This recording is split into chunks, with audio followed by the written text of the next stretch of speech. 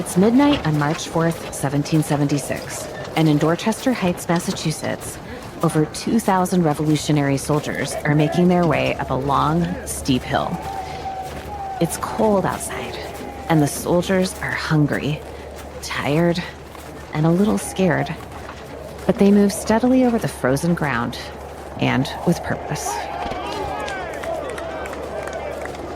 On the other side of the hill is a clear view of Boston Harbor.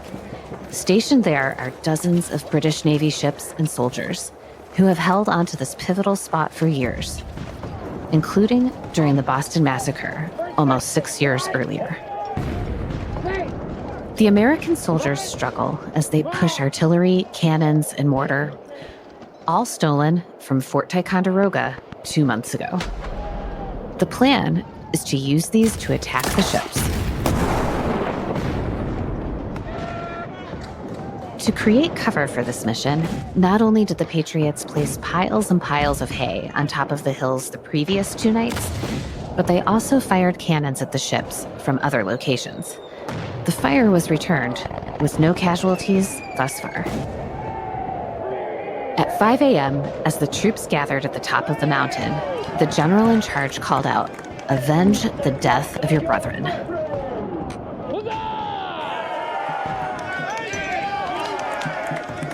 And at that moment, the British Navy, led by General William Howe, finally took notice of the forces on the hills around him. My God, these fellows have done more work in a single night than I could make my army do in 3 months. With no reinforcements coming, Howe realized that they could not win this battle. He commanded his ships to leave the harbor. The fortification of Dorchester Heights was not only a turning point in the American Revolution, but also the first major victory for the newly formed Continental Army. Created on June 14th, 1775, by resolution, the Army amalgamated dozens of militias from the colonies into one central force. This year, the U.S. Army has been celebrating its 250th anniversary, and the publishing team here at AUSA has just released a graphic novel dramatizing the founding of the Army. It's just one in a series we've released over the years, most reenacting the lives of Medal of Honor recipients.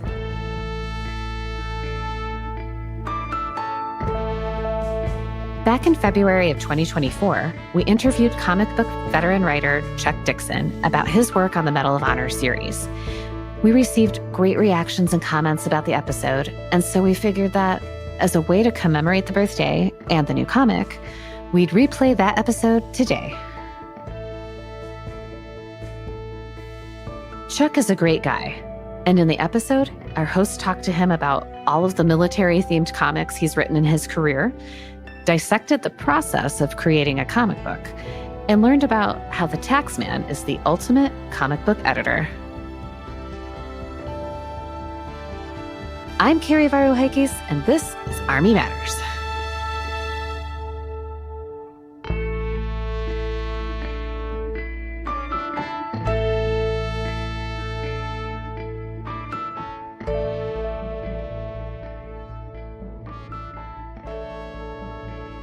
Welcome back to Army Matters. I am your co-host, and I got a good friend with me today. Hey, good friend. So what are we talking about today?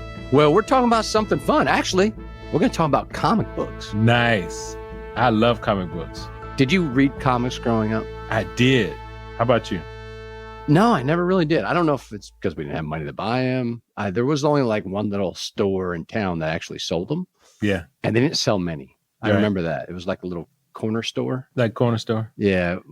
Small town. Right. Did your mom send you to the corner store, go get some butter? Did they call you Danny or Daniel? Depends. My brothers call me Danny. Okay. My mother, if she was upset with me, would call me Daniel. Daniel. And then I had a childhood nickname that my mom and dad called me. What was your nickname? I'm afraid to say. Go ahead. We want to know. It was Booper. Booker? Booper. Boop. Booper. What does that mean? Booper? I don't know. I guess when I was a baby, I used to go boop, boop, boop, boop, boop, boop. Okay. Booper, I guess. Booper. That's so special. Thanks That's for great. sharing that. I know. Yeah. That's cool. So, did you know Yeah. that AUSA has their own comic series? Yes. I did know before I came to work at AUSA. That's right. And I bet many of our listeners do not know that, though. We have one of the nation's leading comic writers who helps us create our Medal of Honor series. That's right. A new comic about Staff Sergeant Ruben Rivers is being released this month, and he's here to talk about that as well. Now, I'm told this gentleman has written more comic book series than any other American in history, Really? period. Chuck Dixon, welcome to Army Matters. Well, thank you. Thanks for having me. So you got time to talk to us? Shouldn't you be like drawing somewhere? Well, I'm a writer, actually. You right. Yeah. I tell the artists what to do. Oh, that's even better. That's like me telling Dan what to do every day. There you go. Yes, that's good. Yeah. So let's talk about your family experience. As I mentioned in the opening, you talked about military-related comics that you've done, and obviously you help AUSA produce the Medal of Honor series. What's your connection to the military, Joe?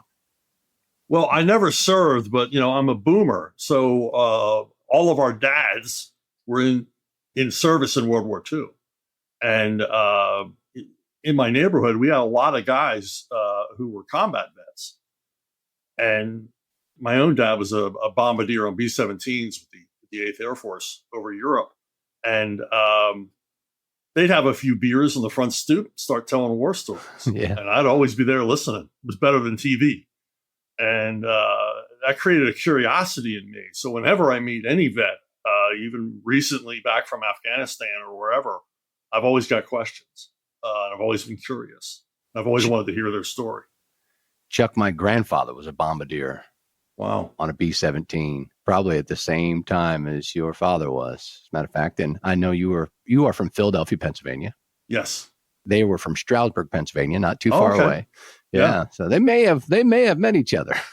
Well, my dad was a high school, not even a high school dropout. He dropped out of school at 13 during the Depression, Mm-hmm. but he was a mechanical genius, and he wanted this Distinguished Service Cross for suggesting mechanical improvements to the Norden bomb site. Oh my goodness gracious! Which they made and made it more accurate. So talent runs deep in the family, and you're going to hear that. Our listeners are going to figure that out today. Now, back to your father, though. Before we move on, he had a friend that your father always talked about. Can you tell us about that? Yeah, my dad would always talk about his friend and the horrible things that had happened to his friend over Europe with flak and the horrible things his friend had seen. After my father died, we found out there was no friend. Those were his experiences. Those were things he saw. I guess it was a sense of humility. He didn't want to I'm a big hero or brag or anything like that. But he shared his experiences through this imaginary friend that served with him. Yeah, that's an incredible perspective. Yeah. So let's talk about your literary work and how that came about in your life. You've done incredible amount of writing all across the field too, not just comics, I assume. Right. Where did this all start, Chuck? Where did that passion come from? I was hospitalized a lot as a kid, and everybody would bring me comic books, and I just became immersed in them. They became a second language to me. I can't remember a time when I wasn't reading comics. I mean, even before I could read, I was reading comics. I've never wanted to do anything else. I was exposed to that. I just fell in love with the comic book medium. So from those days, who was your favorite comic book hero? Probably earliest one was Batman, and then Spider-Man came along and became my favorite. Yeah. Do you still have some of those comics today? A few, not all of them. Not a few. They're worth a lot of money. They're worth a lot of money, some of them. Yes. So Chuck, one of the first comics that you wrote when you started this industry was a series called The Nam for Marvel Comics. Can you tell us your experience in writing that? The Nam was created by Doug Murray, who was a Vietnam vet. And after a while, they decided to change writers, and they asked me to write it. I was like, I'm not a Vietnam vet. I wasn't there. Mm-hmm. And I said, I don't feel right doing it. And so my editor said, well, talk to Larry Hama, who is famous as the creator of so many G.I. Joe characters. And he was an editor at Marvel at the time, and he was a Vietnam combat vet. Mm-hmm. I told Larry my problem, and Larry said, you'll do the homework, you'll show the respect, he says, I trust you to do a good job on it. So I took it. And it was quite an experience because Wayne Van Zant, who I'm working with on the Medal of Honor comics, he was my artist. And he introduced me to dozens of guys who had served in Vietnam. So I could check facts and hear stories. And that was an incredible experience talking to all these guys on the phone. So Chuck, another military title you did was called G.I. Joe, which is one of my favorites. Go Joe! How cool was it to write for Duke, Cobra Commander, Snake Eyes, and the rest? Well, on G.I. Joe, the proudest thing I was is that when IDW decided to do it, that Larry Hama was like, yeah, get Chuck to help. It's such a great ensemble cast. Yeah. Each character is so distinct.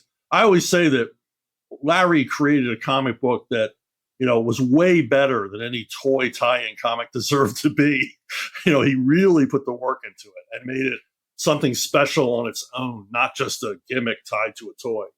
And so it was a lot of fun working on, with those characters in those situations. Who was your favorite character to write about and why? Scarlet ended up being my favorite character to write. Really? For a writer, you want tension and suspense, and women are naturally an underdog, especially in a military situation where they're fighting and things like that, which is not to say women aren't tough, but that always makes it a little easier to write. And I especially like when she would exceed the expectations of the enemy. I love a good you don't know who you're messing with story. And and Scarlet is a perfect character for that. Yeah. Now, you've written thousands of comics, things like Batman and Punisher and basically everything else. Is there one individual story that stands out as your personal favorite? My personal best comic of everything I've ever written is Nam number 66. And it's called The Creep. And it's about a Marine sniper. His family farm is lost to back taxes. The taxman basically comes and takes the farm away. And he excels at marksmanship, being a rural guy. And he becomes a top sniper in the Marines. And they assign him to kill Viet Cong tax collectors. Wow, that's a motivating factor right there. Yeah. and I should say, when they take the farm, they take everything, including his Winchester rifle. Oh man! And the day in the Marines when they make him a sniper and give him his Winchester back is this big moment. Yeah. So it's my favorite story of everything, and I wrote it all in one sitting. It came out. It was like God typing through my hands. I just came all out at once. So I'm just listening to the storyline. I'm like, how do you come up with this kind of stuff? I think I had just done my tax return. That was the inspiration. Yeah, that would motivate you. Yeah, I know. I did mine last year, and I wanted to tell the same story myself. Oh, that's cool. Yeah, it's we could talk about this all day, but let's jump into how a comic book is created. Dan, back to you. Yeah, and we could talk about comic books all day. I'm excited. But Chuck, tell us a little bit, and our listeners, how do you actually build it? Where does it start? I mean, you sit down, get a bunch of people in the room, and you just start writing, or how do you put together a comic book? Generally, you're put onto a character, and you have to come up with the first story arcs.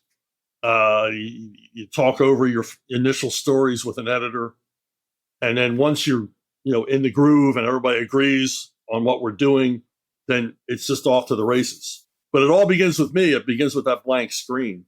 And, page one, panel one, and just start writing. Yep. From there, it goes to a penciler, and he draws it in pencil. From him, it goes to an inker who embellishes it with ink. It's then lettered by a letterer and colored by a colorist. And then we're done. What's the interaction like between you and the artist once you've written the script? What I do looks very much like a screenplay. It has all of the dialogue, even the sound effects. Every artist works a little differently, but generally what the artist does is he'll look over, hopefully read the whole script. I've had artists who will just go page at a time, and that never ends well. So he reads the whole script and then begins breaking down the pages into loose layout form.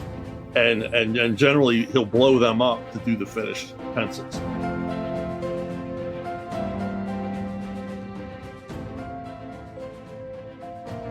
Hey, did you get your AUSA merch yet? Check out our online selection at shop.ausa.org.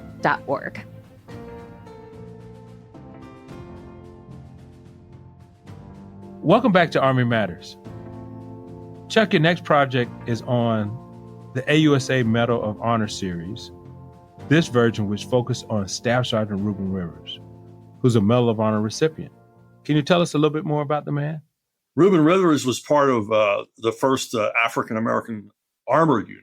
Yes. And, highly decorated, a tough unit, fighting in some of the most bitter fighting in Western Europe in World War II. I mean, they were the point of the spear. I remember a few years ago, I was offered a chance to do a World War II themed project. And one of the ideas I pitched was called Patton's Panthers, about this very unit. As a kid growing up, the 761st Tank Battalion is what you're talking about. Yeah. It was one that we studied. And I don't know if it was a comic book or it was just from a history piece. Give us a little bit more about what Staff Sergeant Rivers did so he was awarded the Medal of Honor.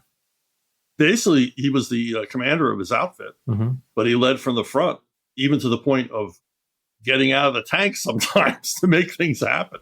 Which, it's like, to me, that would be rule number one, don't get out of the tank. He cared so much about his men that he put himself in personal danger over and over and over again. And to the point where he was told to withdraw, but basically said, look, as long as I can see the enemy, I'm going to keep on fighting. It eventually cost him his life because he was going to, cover the retreat of the rest of his unit. So, Chuck, the artist on this project is Wayne Vansant. I think you worked with him before. Can you tell us a little bit more about him? Wayne's awesome. Okay. We worked on the Nam comic together. Right. He was an enormous help. And Wayne is a guy who will do the homework. Right. You'll find the right number of buttons on every tunic in a Wayne Vansant story. Right. He's got a vast visual library of just about every period of American military conflict. So when I'm writing for a guy like that, I rest easy because I don't have to describe everything to him. I try to provide a lot of visual reference from my artists, but with Wayne, he's got it all. Now, what kind of research actually goes into a story like this? I mean, it must be more than just using the Medal of Honor citation, right? Joseph Craig, my editor, does most of the research. Joe gives me the foundation. I mean, and a lot of stuff to look at. If there's videos, he sends videos. If there's audio, he sends audio. So there's a lot to go through. But even then, sometimes I'll look around a little bit on my own, largely to get dialogue, because a lot of times we don't know what these guys said. Was there anything they said that was interesting? And you kind of have to go outside because the citation itself is, you guys know it's real dry. It's not a lot of oomph there for a comic story. So sometimes I got to go looking. And then the process with the historians and the rest comes through and lots and lots of notes. I do more rewriting on this than I ever do on anything else I work on. Yeah, because you want to be really accurate. Like the Ruben Rivers story, I wanted him up on that turret with the Madus, and Joe's like, yeah, but that's not really realistic. Is Joe over editing? Is he? No. We can say he's got to be accurate though, because he's keeping it honest. He's keeping me on. I mean, I'm going right for Haunted Tank, Sergeant Rock, because I'm a comic book guy, Yeah. And he's like, nah, it's not as dramatic, but it wouldn't look that way. And for our listeners too, we mentioned Joe's name a few times. Joe Craig. He is our director of our book program here at AUSA and does phenomenal work, not just with the graphic novel series, but with helping people get their work published and editing. And he is an incredible editor.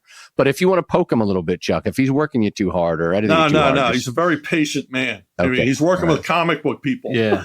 Send me a note. We'll take care of it. No. I'll hold up a help me sign. No, yeah, okay. He's very patient because it's like herding cats working with comic book people. I can only imagine.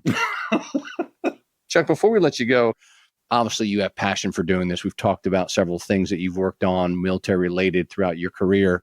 But which Army military story would you love to tell that hasn't been told yet? Oh, boy.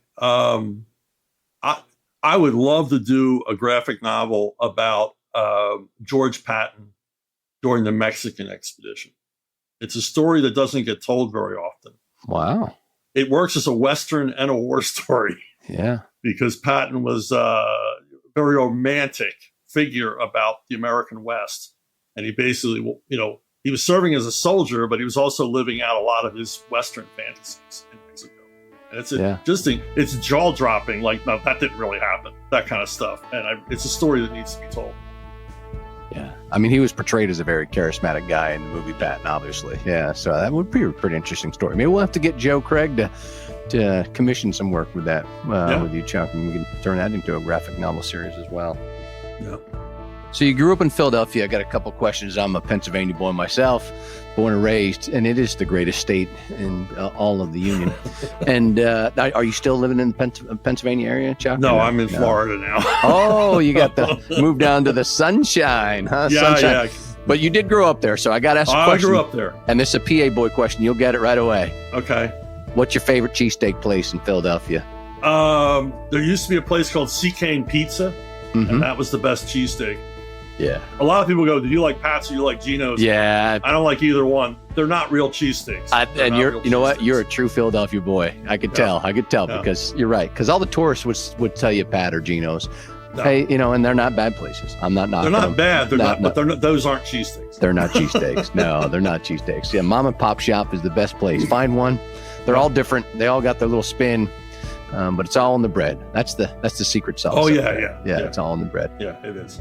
Well, Chuck, it's been incredible just to spend a little bit of time with you. And thank you for the work you do for us, highlighting the heroic acts and deeds of our nation's heroes of past. And we look forward to working with you in the future. Thank you.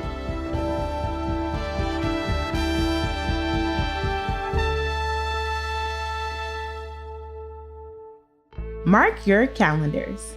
On September 19th, Central Michigan University proudly presents the 5th Annual General and Flag Officer Leadership Symposium, kicking off at 2 p.m. on CMU's main campus in Mount Pleasant, Michigan. The symposium is free and open to the public, honoring CMU's distinguished alumni who have served and continue to serve in our nation's military. Active and retired senior military leaders will be on campus engaging in dialogue, professional networking, and the exchange of ideas that shape the future of American leadership. Want to learn more? Check out the link in the show notes.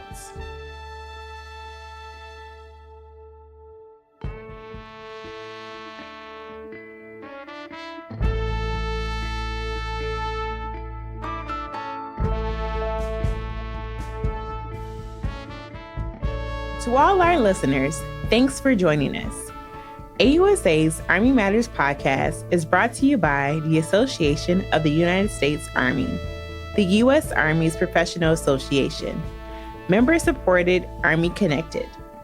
Visit us at ausa.org for more information or to become a member. Your membership helps AUSA continue to carry out its mission, educate, inform, and connect with the total Army, our industry partners, and supporters of a strong national defense. Today's episode was hosted by Lieutenant General retired Les Smith and SMA retired Dan Dailey, and Anchor hosted by Carrie Varouhakis.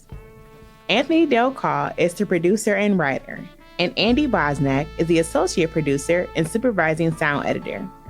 Ellen Toner is the content editor. Unzinga Curry is the executive producer, and the senior producers are Carrie Varouhakis and LaSharon Duncan. Be sure to subscribe to the Army Matters podcast wherever you find your podcasts, and please leave a review. As you know, we love seeing stars in the Army, especially if it comes in the form of a 5-star review. AUSA's Army Matters podcast can also be heard on Reefs Across America Radio on Monday at 8 p.m. Eastern on the iHeartRadio app, the Odyssey app, and the TuneIn app with the search of the word REAP.